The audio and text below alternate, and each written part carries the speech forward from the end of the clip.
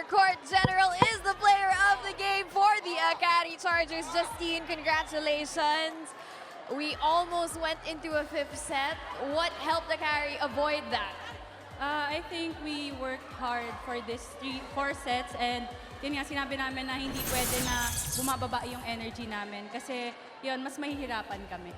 Pag-usapan naman natin ang contribution ng mga teammates off the bench, si Jaja, si Shenny, lahat ng players talaga nag-contribute for this match.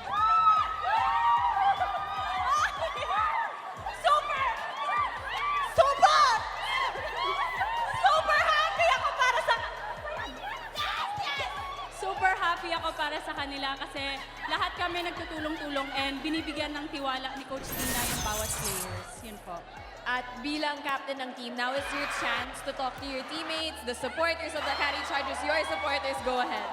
Maraming salamat po sa lahat ng sumusuporta sa Akari Chargers, Circus, management po ng Akari supporters, sa family ko, Hazareno family, teammates ko, coaches, sa lahat ng tumutulong sa amin.